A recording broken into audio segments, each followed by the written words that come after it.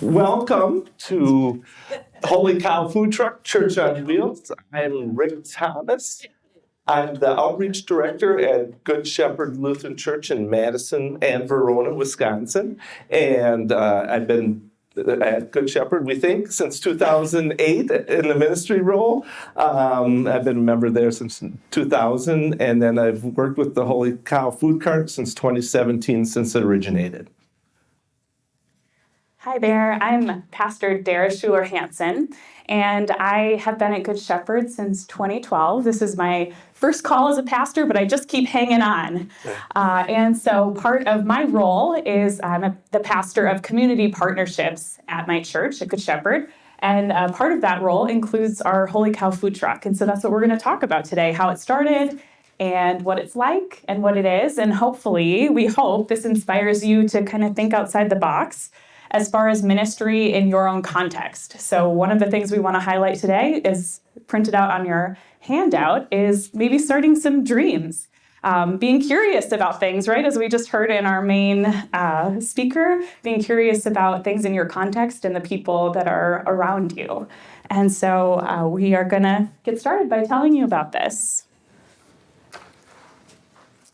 Well, good. So the first thing we want you to think about today is, how is your church connecting with people outside your church walls? And then how can your church connect with people where they are? We asked ourselves this question back in 2017, and this is what we came up with. So back in 2017, we were approached by another church who had this dream of having a food truck, but they just weren't quite ready to take it on. And so we were approached by that congregation, and we said yes. We said, sure, we're going to try it. And so we did. And so we took on this food truck, and we named it Holy Cow, which stands for Church on Wheels, but also how appropriate for Wisconsin, right? So we lean into that as much as we can.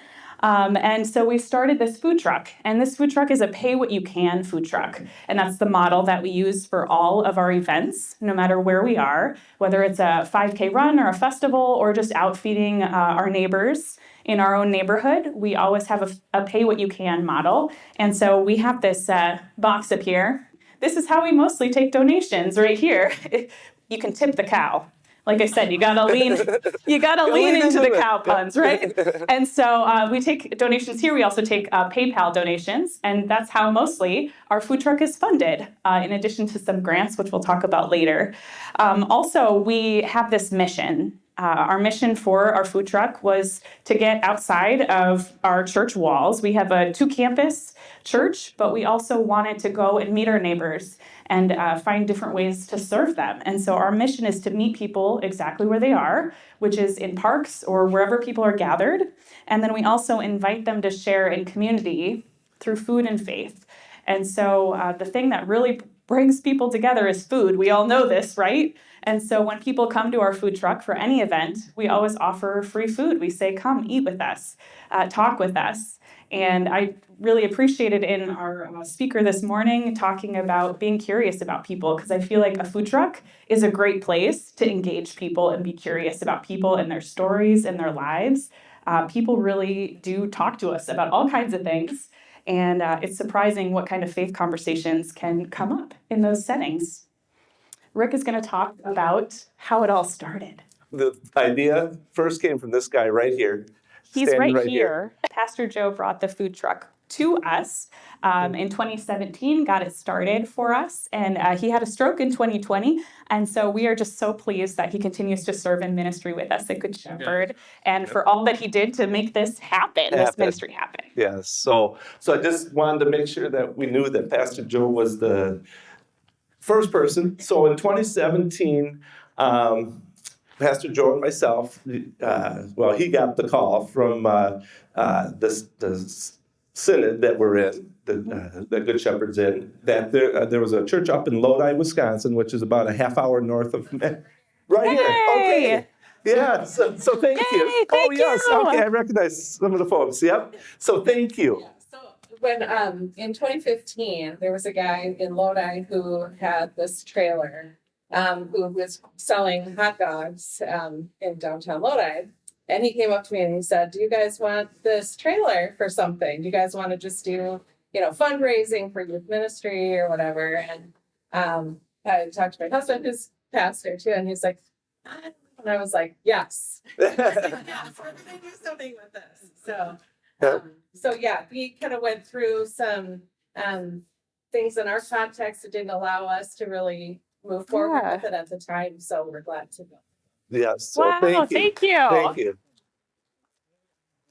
So that's what it looked like. And a lot of you probably saw it when you came in. That's what the vehicle looked like, right? It's a Honda Pilot, right? So, and it was plain, right? There's no print or anything on it. But and then in 2018, we started thinking about things we could do with the food cart and realized we had a lot to learn. Because there's lots and lots, and depending on where you live, there's lots and lots of rules, and Madison has lots and lots of rules for food carts, and food safety, legitimately so, but there was a lot more to it than we envisioned at the time. So the first couple attempts were, as you can kind of see, kind of like your church kitchen just put into a trailer, right? So maybe not what you envision, and again, depends where you're at and how often you go to food carts, but probably not what you envisioned. But still, they were a great way to bring people together. Later that year, I think, we got it wrapped by members of our congregation that have a business that does that kind of thing, so they donate the wrap around the food cart, so it looks like it does today, with the beautiful, beautiful job they did. So I just wanted to thank them.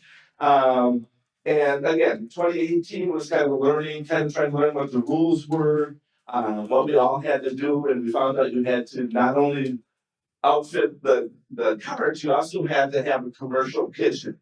So a lot of churches have pretty nice kitchens, actually. So, right, food ministry is a big part of what a lot of churches do. We had to upgrade some things and do some work in there. So 2018 was pretty much spent doing those kind of things, getting the cart figured out, getting the rules figured out. And then in 2019, we started doing a few events.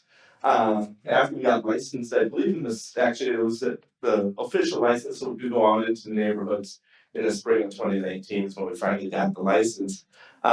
Starting out, we just did things right at the church. Yeah, I hope that this is starting to spark maybe some ideas in your own context. Maybe you're starting to think about ways that you can feed people or that you can be out in your community doing different things. And it doesn't have to look like anything that has looked before, right? We have a food truck, which is pretty cool and creative and introduced us to many different partnerships. So we were wondering, are there any ideas that are being sparked within you? Is the Holy Spirit calling you to say yes to something? So when we were asking these questions back in 2019 and just had gotten licensed in a winter of 2020, and we were ready to set some goals and just really take off with our food truck ministry. And then, of course, the pandemic happened, which threw us for a little bit of a loop because nobody was serving food and we weren't allowed to serve food for quite a while.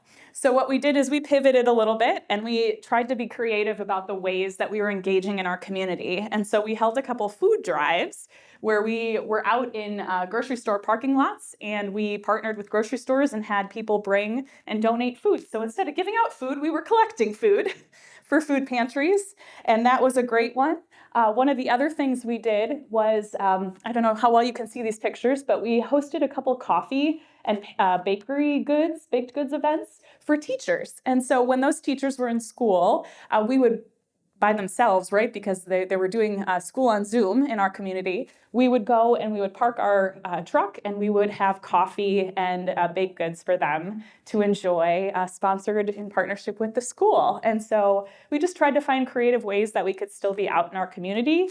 And it just certainly didn't look like what we thought it was going to look like, but I think it was good practice and creativity, and also trying to do some of those other kinds of partnerships, which really has become a part of this ministry, is partnering with other organizations, schools, nonprofits, and other churches as well.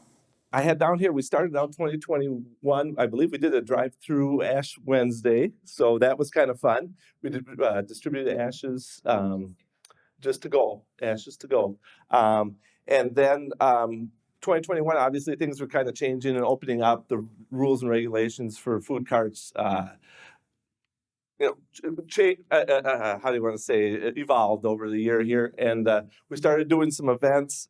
We started a Music Monday, we called it, every other Monday at our Madison campus. We had a outdoor band, and we served free food to the neighbors, and people would come, and they grew and grew. The first one probably had 50 people, and the next one had 75. And it was about, maybe that year, maybe about 100 people on average most weeks. It's much more than that now, but that was something that we started that year. That year, Madison has a big festival called Broadfest, and they decided to have it be at lots of different locations. So we did broads for 500 people, and those sold in about 2 hours, if that long. We couldn't cook them as fast as people wanted them. So we did a Broadfest that year. We went out to public health and did when they were doing the vaccinations and stuff. We served food to all the public health workers, so it was kind of as a thank you for the work they were doing.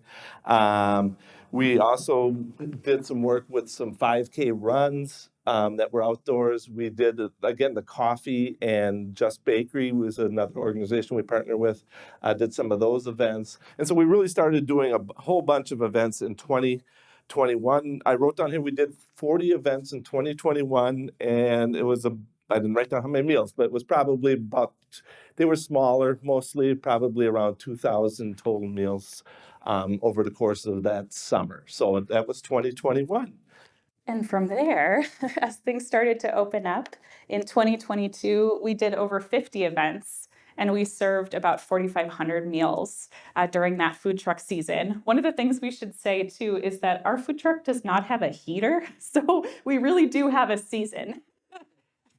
In Wisconsin, we can only go from about April, if we're brave, to about this time. This is actually our last week of our food truck season this week, right now, like the last week of October. But over the 2022 year, the season, we did all kinds of events. We continued our Music Monday concerts, which was right on our church lawn. As Rick said, it's really great because neighbors will be walking by and they'll stop, listen to music, grab a meal. We end up feeding a lot of children in our neighborhood. We are in our church campus is in a food insecure neighborhood. And so it's a really good place to feed a bunch of children. We also got to do some fun things like go to a beer and bacon festival. And so our hope is to get out into places where people are already gathering, and bringing our food truck there gives us a chance to maybe bring faith to places that might surprise people. I think this is one of our interesting events because we got to have some faith conversations at a beer festival. I mean, how often do you get to do that? And so we got to highlight our Beer and Bibles small group that meets. And it's interesting to see what people will say and open up and tell you about, oh yeah, I go to this church, or I haven't been to church in a long time. And that kind of thing sparks different faith conversations.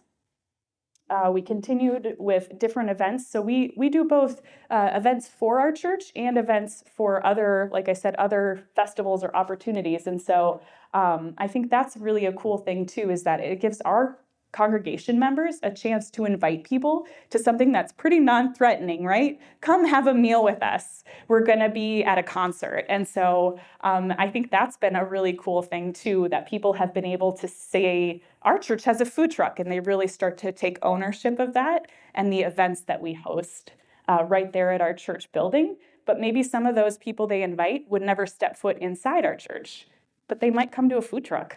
And so it kind of creates this, I feel like, openness, a welcoming space. We also go to different parks around our area. We have like special permission to go to parks. Madison is, like Rick said, very strict about where we can be. And so we actually got special permission to go to a park in our neighborhood. And this lovely lady here on the right, her name's Laura. She's a member of our church staff, and she's known as the bubble lady around our church. She brings bubbles and toys and candy with her wherever she goes, which, as you can imagine, is a really good conversation starter with families and children. And so she actually brought her church wagon to a park that we go to feed people. And the kids would just gather, and it was so beautiful to see them talking with her. And honestly, especially teenagers, I mean, they're there for the candy, but they stay for the conversation. And so that's been really cool. And then over here, one of the things that we've started doing is we serve cookies. And so we serve them with the meal. But here's Diane. She's right there in the cow apron, and she's also right here in the front row. And so she's bringing cookies around to people. And so that's another way that we try to create connections and relationship is people will come up to the food truck, order their meal, but then we also go out to them and say, hey, would you like a cookie? And you know what? People like cookies. And so that's another great way to, we call that radical hospitality. We go out and try to engage with people that way.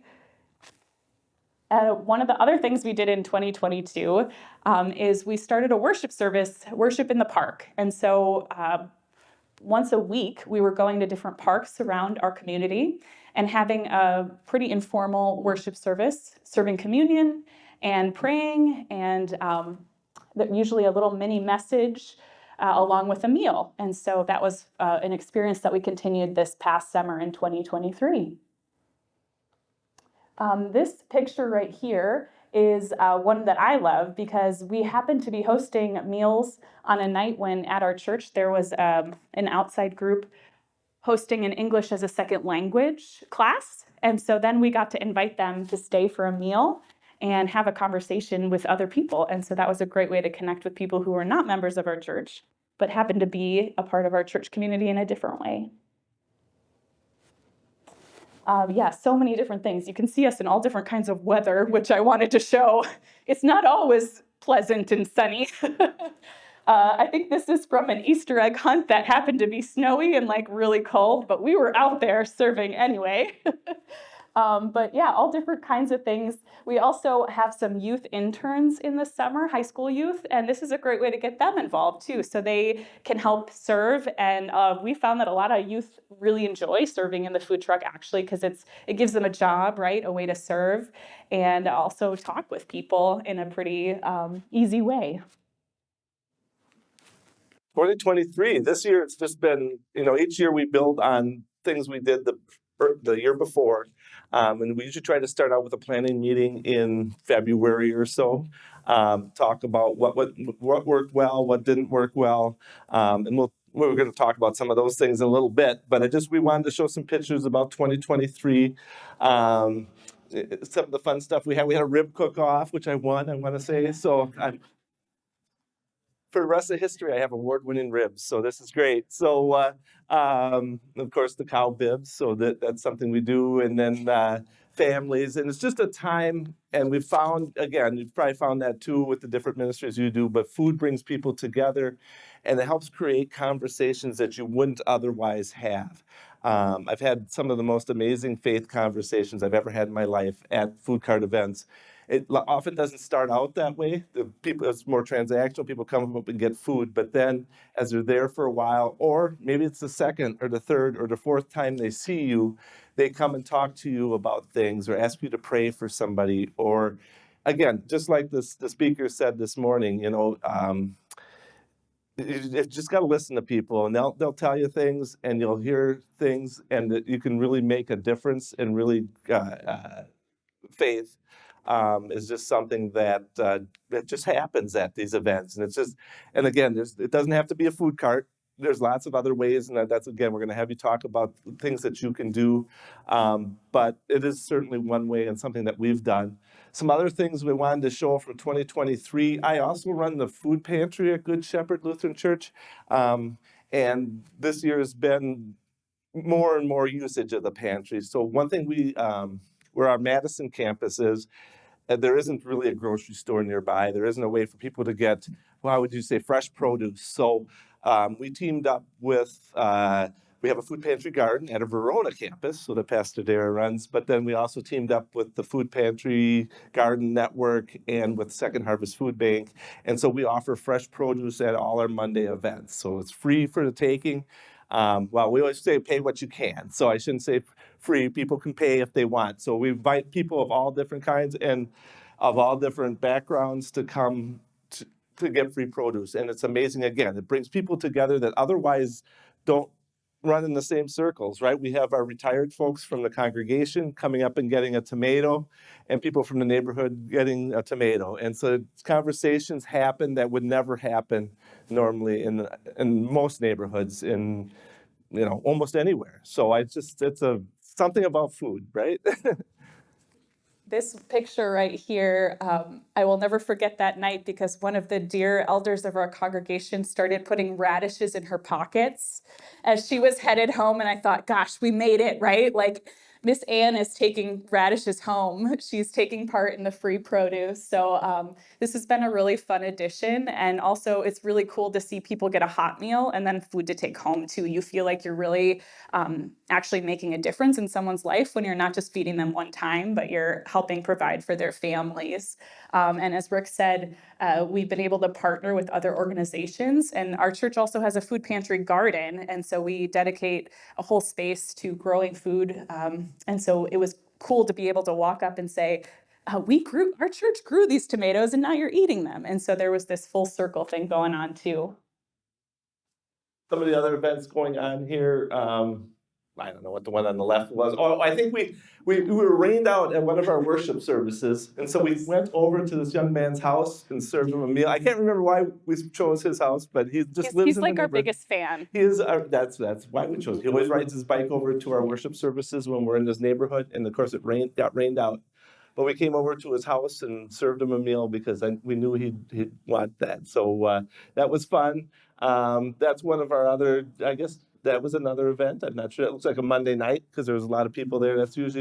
We usually have to have about 6, 7, 8 volunteers on an average Monday night because right now most of those meals were serving about 150 people on average, although I don't know if we've got the UW Badger band up there, but I think we got a picture somewhere. When they came, I think we served about 300 and some odd people. We essentially ran out of food, which we try not to do, but you just never know. But we have events of all different sizes. Sometimes they're 15 people, and sometimes the biggest one we did this year was probably 500 people. So all different sizes, all different things going on. You're only really limited by your imagination and just, locations have been finding themselves now. That's a big change in 2023. The first year we did this, we were kind of struggled to find places that wanted us to come out or parks that we could go to, because like I said, Madison had a lot of rules that we couldn't go to parks. Verona did not, so we did a fair amount of events in Verona, but we knew that Madison was somewhere we wanted to go, and we've kind of partnered with some of the city programs and different things, and so we've been able to go to city parks in Madison, and so yeah, like I said, we've done a lot of events over this last year. In 2023 now, we're going to do approximately well, actually, boy, after this week, I think it's like about 80 events this summer. So we've done a lot of events, and I think we're going to serve about 7,500 people or so this summer. So lots and lots of meals, lots and lots of events, lots of exposure for Good Shepherd, and just lots of exposure out in the community, and a lot of relationships that have been made over the last couple of years here. So that's where we're at right now. Any other pictures there with some of the other things we've done? Stop the violence events. We had a community meal there. So a lot of things. Again, we partner with as many community organizations as we can. There's a health worker in our neighborhood that does a lot of community events, so we partnered with her and helped with food events there, and they're always very popular events. So we just wanted to talk about some of the other moments we've had. I don't know if you wanted to touch on this one, Pastor. So one of the things we did this summer for the first time is we went once a month to a local food pantry, not our own, but a different one in Verona, and we would serve a meal to about 100 people. So it was clients of the food pantry could come and get a hot meal too, as they were going to go and get their food. And a lot of them did not speak English, and Rick and I do not speak Spanish, and so that was a little bit of a challenge. But it was amazing to be able to even just say a few words to each other. And we were able to kind of get across that, yes, we are from a church. And what was happening was people were starting to recognize us because we were there once a month. And so people were just really, really gracious and thankful to have meals hot meal to have then or to take home to their family. And so one of the most powerful things is we got this lovely on the back of an order form, a lovely thank you note. And so we just felt really touched by that. And the woman that we interacted with that day was just so grace-filled. And she goes, oh, just take this home and Google it. And so we did. And so we got to read the words. And so it was just really a beautiful moment. I think this is us at the food pantry. So we go to Badger Prairie Needs Network, which is a very large food pantry in our community that serves actually the whole county. So they have a lot of people that come there from all different backgrounds. And Rick and I are now working on our Spanish. So one of the other programs that our church does is we have an Adopt-a-School. And so one of the programs through that Adopt-a-School partnership is we do pen pals. And so members of our congregation write notes back and forth to students, third grade students at this elementary school that's kitty corner to our church. And so we get to then visit with them. And so a really cool thing happened last spring. So we had the third grade classes who were our pen pals out to meet and greet with their pen pals, and they shared a meal together served by the Holy Cow. And then that night, the Holy Cow was out in a park. And we had third grade students from the pen pal program coming up to us and saying, the Holy Cow, I get to eat from you twice today. They were so excited to see us, and they knew us, right? It's about that relationship building. And so I just was really touched by that they felt some ownership too over, like, they recognized us, they knew who we were, they knew we were a church, and then they went and were like, oh, I'm gonna go get my family. And so then their family would come eat. And there just were, some really special things that happened because of multiple partnerships going on. And then them, of course, the cow is very recognizable, and so they recognized the cow. So I can share. I have 1,000 stories about things that have happened at food cart events here, but a couple of my favorites, I think. One, when the U.W. band came, right here. A lot of you are familiar with them. Great turnout, lots of fun. But the favorite part of the whole night was after they played their set, they found out that they could get a free meal, and they were so happy with that. That was like the best thing ever, free food. And I think it was just brats and hot dogs, I think is what we usually serve when they come. But they were just so impressed with that, and sat and talked and shared with us about what was going on with them. And a lot of them, this is during the summer, right? So they're away from their families and different things. So it was really a meaningful event for us in a different way than you might think. But that was really good. And then another event, it happens all the time, but when we were doing a fundraiser event with this organization called Just Bakery, they help people that were formerly incarcerated find jobs and get them training and get into college or into technical college so that they can get meaningful employment. And anyway, I had multiple people come up to me at several of these events and, tell me either they were served by this program, or I've had also multiple people come up and just ask me to pray with them about somebody in their family that was struggling with. Sometimes it's a pretty serious issue. Sometimes it's addiction, or it's incarceration, or somebody's just on the wrong path in life. And so this happens all the time, and you've probably seen that. And a lot of you are pastors, so that probably happens to you all the time. But for me, not being a pastor, for somebody to come up and ask me to pray with them it's something that just doesn't happen besides at these events. So it's very meaningful. So so anyway, this is. It's just a great way to make connections with people, and we're going to talk about that in a minute here. But it's I talked a lot about numbers and serve 7,000 meals and 80 events or whatever, but it's really about the connections you make. And every single event, there's some kind of connection made, I found, and then that just keeps compounding. And as we're in places over and over again, the people come back, and you get to know people, and it's a lot of meaningful work is being done, and it isn't just about the numbers. We always got to talk about that. But and then I had here that you should be open to the Spirit. So the next part of our presentation is for you to talk like you were earlier. Talk to your person you were talking to before about one of your initial ideas and share. and what could be the first step in you getting that started. So think about that and then discuss, and we'll give you like, well, I don't know what time is it now. We'll give you about 5 minutes or so. That's probably not long enough, but you can talk over lunch too, right? So please discuss with your neighbors. The next part of our presentation, and this part will be how we did things. Doesn't mean that's how you're going to do things or how anybody else will do things, but this is how we did it.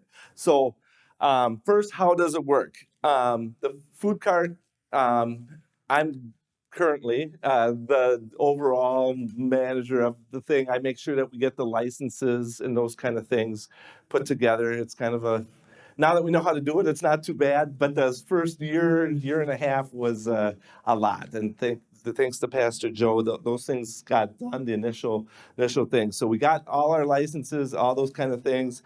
We have to recruit and train volunteers is a big part of it. We have about, it's like 40 people on our volunteer list. There's probably about 15 people that volunteer a lot, and a lot of people that volunteer 1 or 2 times. And then when we partner with organizations, which we do a lot, we will often do a quick training and allow them to do work on the outside of the cart. We have found, due to our cart being small, we've kind of expanded by having people work outside the cart. And so often we let people from the organization we're partnering with work outside the cart. So recruit, train volunteers. Again, there's lots of rules and regulations with food safety, as there should be. We'll make sure we follow all of those and make sure that we provide good food and do that safely. The other big part of our model, and this is part of our mission, is to feed people, right? So not only are we bringing God's word to people, we're also feeding people. I mean, that's just part of our ministry. We decided to go with a pay what you want model. So essentially we put out a box, and this is the box, very beautiful box, right? So, and it just says tip the cow, and we put it out. We tell people if they want to make a donation, fine. If they don't, that's fine. Usually what we just do is not really say too much about it. It's just out. And people know, again, we do enough events, people know that it's pay what you can. We don't have the sign up, but we do have signs that say pay what you want or pay what you can. And so we do that for every event we do.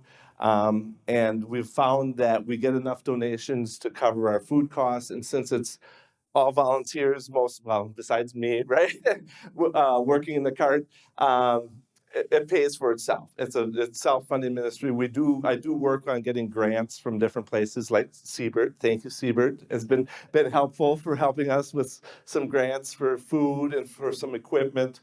But again, we get enough donations from the events. It's amazing how generous some people are. I mean, every once in a while we'll find a $100 bill in there, right? So you just don't know what you're going to get from events. But and when we partner with organizations, we'll often give any profits we made above the cost of food, right? So cost of goods sold to the organization. So Just Bakery is an organization we work with a lot. That's the one that helps formerly incarcerated folks.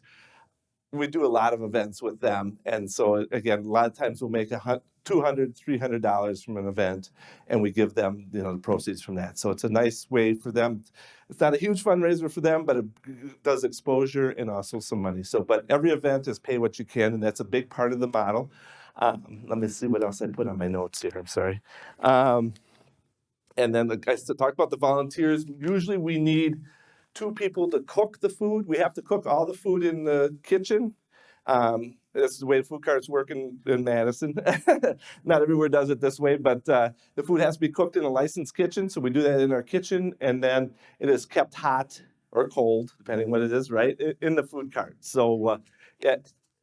Right. Yeah. So, but anyway, so we usually need about 2 people to cook, and we need usually 2 people inside and 2 people outside to serve. So, and they're overlapping. So usually you need about 4 people for an average event. So, and then also, as far as foods that we offer, after the first year, maybe the second year, we decided to go with a regular rotation of menus. So we kind of talked to the planning group and see what people like and didn't like, what went well, what didn't go well.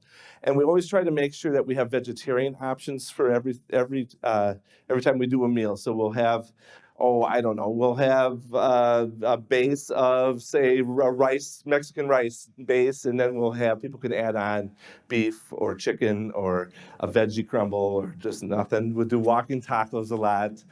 Brats and hot dogs are kind of, when we do large events, that's the thing you can make very fast and quick. But we have like 12 menus that we do on a regular basis. So, but that depends on your community and what people like in your community. And we've found what we can serve quickly and keep hot, right? It's got to hold up well in the food cart. We found that most events are best if they're about 2 hours long. Longer than that, sometimes the food doesn't stay quite as good. And it gets to be a long time to be in the cart when it's more than 2 hours. So 2 hours is for us, that's been the right amount. So grants, what else did I put there? I think those were, and then again, setting goals for the year and just for the events. So the next part of it, Yeah, so this has to do with our goals too. So one of the things we talk a lot about is how do we measure success? So I know we've shared a lot of numbers with you about how many meals we've served. And so we do count that. We count people fed, we count events attended, and we also know we're successful when people are requesting us, when they're actually pursuing the cow and saying, how can we get the cow at our event? We think that's really great, a measure of success. But we are a church too. And so there's other ways that we're also measuring success. And I think Rick and I have both touched on that. Connections made and stories shared. One of our favorite things is to gather after an event and say, where did you see God at this event? How did the Holy Spirit work amongst us? Who did you talk to? Who asked to pray or to pray with you today? So there's a lot of different ways. One of the other things that we have found is that because it says prominently, our church, Good Shepherd Lutheran Church, on our food truck, people started asking us, when is your worship service? Where is your building? And so we actually carry around with us information about that. We carry worship information with us. We carry promotional materials about our children's ministries, our youth ministries, and it's amazing how many people really are interested. And I think that's been a growing edge for us, and also like a measure of success that people are starting to ask, how can we show up at your church? Which they might not have otherwise done had we not been out in our community. Also, as we have mentioned many different partnerships, we think that that's also a measure of success when nonprofits, when other churches, when they're requesting us that we come and be a part of their event. We think that's really a great thing. Of course, it's not all rainbows and sunshine, though, because there are absolutely challenges. Oh, this is a measure of success. People like the food, right? So one of the other things that we have talked about is that there absolutely have been challenges in this ministry. It is a volunteer-run ministry, and so there are challenges. Absolutely. Do you want to? sure, I can, sure. Since I work most of the events, I see a lot of the challenges. The first one, of course, I said you usually have 4 volunteers. If we did 70 events, that's like 280 volunteer opportunities, right? That's a lot of volunteer spots to fill. Some events fill up immediately. We use like a sign-up genius type of thing. And like I said, we have a group of about 40 people that volunteer at some point during the year, but a lot of people volunteer once a year or twice a year. So it's really important that you find a good core of volunteers, and that's true of probably most ministries in the church. But that's one of the biggest challenges we have, is making sure we have enough volunteers. We could do almost an unlimited number of events, and it's amazing, the events, but just we kind of don't do events on Friday nights. We don't do events on Saturday nights for the most part. And kind of keep them to weeknights or Sunday afternoons sometimes. And then the calendaring is a challenge because we get so many requests. Again, when we had 30 events over the course of the summer, it wasn't a big deal. But when you start juggling 80 events or whatever it's going to be here this year, figuring out a calendar, we went to a Google form where people fill out and request us to come, and then we contact them. And that seemed to work pretty good this year. I don't think I double booked us at all this year. It's only happened once or twice, but people ask you, or they, so we've figuring out your calendar is a challenge, and making sure you got the volunteers for that. Another big challenge is kitchen space. Again, we had to get licensed by the city, and that's fine. And they come out and inspect once a year. But if you're producing food for 500 people, it takes some space, and we are limited in the amount of kitchen space we have. On the average event now, like I said, the first year was probably between 20 and 40, and now the average event is about 100 people. So feeding 100 people, again, it takes some space and some doing. And the biggest space problem we have is refrigeration. So that's something we're continuously working on. We share our fridges with the food pantry and with other ministries, so it's a challenge. The cart itself does have its own fridge, but sometimes, how things go. Keeping things maintained. So doing that many events, there's a lot of maintenance. Well, not a lot of maintenance, but there's always maintenance on the generators and the equipment, refrigeration, and everything else to keep maintained. The vehicle is probably our biggest worry. It's an older vehicle. I mean, it's beautiful that we have it, and we're very blessed to have it. But it is starting to reach its maturity date here. And then permits. That's the final challenge we put down there. Every city is a little bit different. So that's a challenge with a food cart. If your church is somewhere and you only want to be in one city, that's not too bad. But when you want to go to all different cities, you have to find out what the permits are, first in the county where you're at, and then for each individual city. So luckily, Dane County is one of the stricter counties for things where Madison is at. So if we're licensed in Dane County, it really transfers to most other counties, but each community has little different things about where you can park, where you can't park. Some places you have to be in a parking lot. Some places you can't be in a parking lot. Some places, you can be by a school. Some places you can't be by a school. And so it just really varies. I mean, we couldn't even park in our own parking lot legally, that we found out. So, but we got that changed. But I finally got that changed this year. So, but you can get you can park on the road or whatever. So but the permits and the legal ease of it is something that you certainly have to investigate no matter what you do. So, just some other events. One other thing, for a suggestion, because we do so many events, paper products and stuff, a lot of waste. So we try to be responsible stewards of the environment. We switched to doing, when we could, using reusable metal cups for our drinks, and that's worked really amazingly well this year. I was a little skeptical. I thought they would either be gone or I don't know what I thought, but we bought them in the spring and we've used them over and over again, and so we haven't. Thank you, Rhonda. But that's something that was a suggestion from somebody on our committee, that we use reusable cups, and so we do that almost every event that we can. It's we continue to work on things like that. But very good. Could I just ask a question? Absolutely. If you've been at an event where there are other food trucks that are Yes. selling food, Yes. do you ever get any kickback from them, being like, you guys are giving food away free and we're trying to make our income? Right, yes. So she's asking about if we're ever at events with other food trucks, and we absolutely have been, and we try to be really sensitive to that. So if we are going to be at an event with other food trucks, we always ask what type of food is being served already so that we're not competing directly with them. And then sometimes we'll have a suggested donation to kind of be in line with other food trucks. So we cannot charge a fee because then we have to pay taxes on it. So we are a pay what you can model always. But yes, we have done suggested fees. We've also done events where the organization will pay the food truck a set amount and pay all the food trucks a set amount. And we are there giving food away just like the other food trucks are, if that makes sense. So that's pretty common at a lot of different events, is to have like, okay, if you come, we'll give you $500 and you'll serve from this time to this time. And so that's what the other food trucks are also doing. But yeah, we do really try to not compete with other small businesses and other food trucks because we obviously don't want to do that. We're not in the competition business, really. Yeah, are there other questions? Yeah. Yeah, I wondered how this has impacted the congregation. It's a great idea, and it's been going for several years now. What have you noticed Yeah. in the worshiping communities of how it's received and how that's changed over time? People, I think, really enjoy all of our food truck events.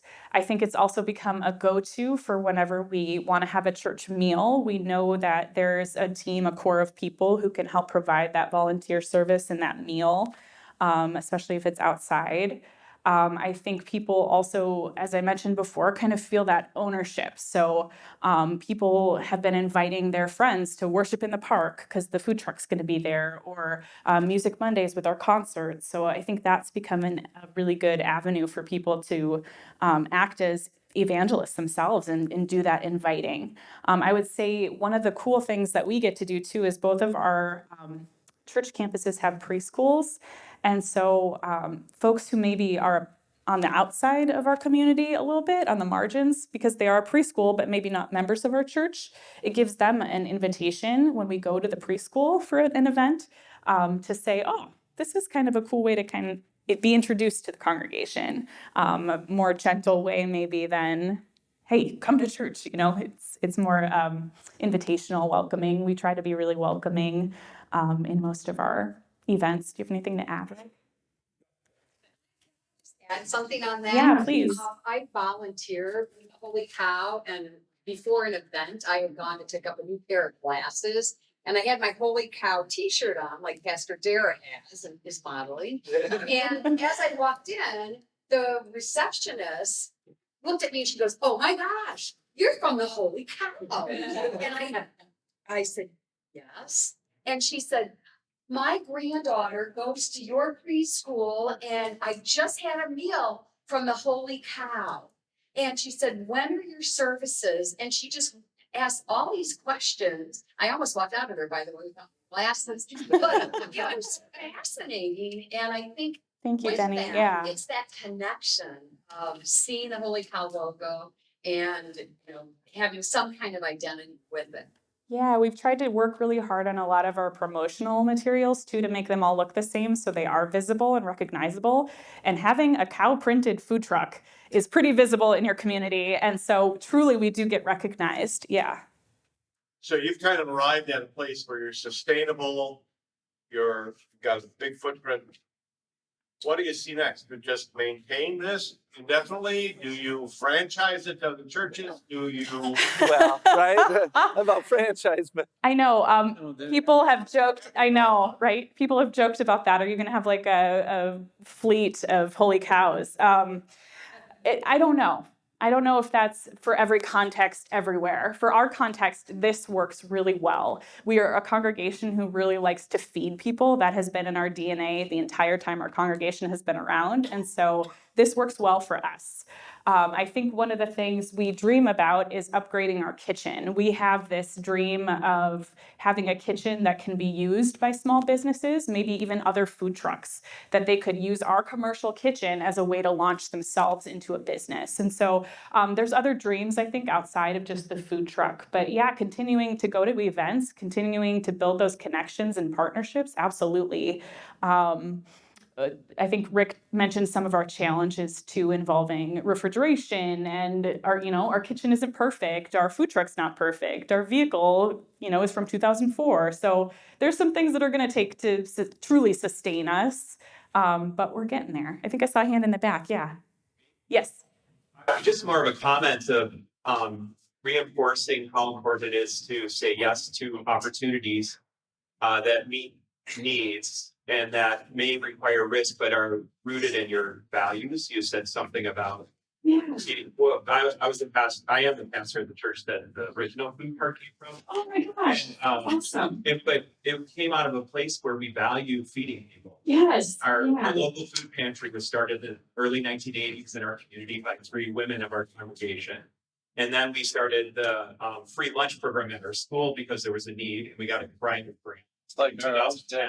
And then eventually this came from a member serving hot dogs on Lake Wisconsin and said, can you do something with it? And when we realized we couldn't, we had to make a decision whether we held on to it until we could, or should we just offer this to the synod? And then it was offered to every congregation of our synod. And I don't know who it was at Good Shepherd said, This guy right over here. Pastor Joe said Well, I'm yes. just suggesting, like, Yeah. franchising is good, but it's also, it's okay to fail. And to see the failure as an opportunity to bridge to another opportunity. Oh my gosh, we're so grateful. I think that's such a great thing to highlight too, is that sometimes these opportunities present themselves in unique ways, but you also got to say yes, right? You got to say yes, and it is a risk. It costs money, it costs time. We had, to figure all of these things out, especially as Rick highlighted some of the permitting stuff. They did not know what to do with a pay-what-you-can nonprofit food truck in Dane County. We went to different offices and they were like, no, you're supposed to be across the hall. And so we'd go across the hall and they were like, no, you're supposed to be across the hall. And so, we were sent all over. They didn't know what to do with it. And so we've had to figure some things out. But I think, saying yes was such a great opportunity for us. And it's really launched us into all these different parts of our community that we wouldn't have otherwise been a part of. I appreciate you saying, talking about your DNA of your congregation. Let's just say a percentage. What percentage of your congregation would you say would say Holy Cow is a part of our church as opposed to Holy Cow is our church? That's an interesting question. So we are already a 2-campus congregation, as I mentioned, which has its own challenges, of course. But we try to talk about the Holy Cow as our 3rd campus. And so it truly is our church, right? Wherever we are. I would say that's taking a little bit of time, though, to it provides, I was going to say it provides opportunities, right? Because I think it's an easy entry point, but then maybe to have that feel as truly a part of the congregation as everything else is not quite there yet. People that eat from your truck might never set foot in your church. They but might they're never still step foot part in the church. of the faith community. And that's Exactly. Yeah. Yeah. And that's okay. Yeah. I think that's the gift and the challenge, right? Because how do we do church for people who never step foot in the church building? I mean, that's something we continue to talk about. And I think the worship services have really stretched us in that way to say, what if this person doesn't come to our church, but they come to worship in the park? What does that mean? It's right. And so, one of the things that I think was kind of funny is the first summer we did worship in the park, we weren't really counting worship numbers. It didn't occur to us. Yeah. And then this summer we were like, oh yeah, we should count attendance maybe and keep track of that. That's a worship service. And so it is a service of our congregation listed amongst the other worship services. And so, this growing edges, right? As we figure this out, it is new. There's a couple other questions on your sheet. I hope you think about those just to introduce you to some ways to think about challenge and also successes when you're thinking about these ideas. But as we mentioned over and over, this probably isn't going to look the same in your context, but hopefully it has inspired you to dream a little bit. The other thing we wanted to point out is that we have gear up here. If anybody wants more pens, or we have lots of lovely buttons that we make ourselves. And so we've got buttons. We also have some t-shirts. And so we are going to do a pay what you can model. If anyone truly would like a t-shirt, you can come and help yourself. If you want to tip the cow, please do. Also, Rick and I both have our information up here. Should you want to have further conversation, we would absolutely invite that. And finally, tours? Yep. I think there's a break mid-afternoon, but probably towards the end of lunch, I'm going to go out and open up the cart and so people can come out and take a look at it. And then there's a break, I think at 1:30. I don't have the schedule for me. I think it's around 1:30 or so. That makes sense. Whatever time it is, I'll also be out there for tours. Come out and take a look at it. You'll see it's not huge. The tour literally takes 2 minutes, but it's interesting to see, and it gives you a context of how can you serve 500 people out of this small cart, but it does work. So thank you for coming today. We appreciate it. I know it's time for lunch.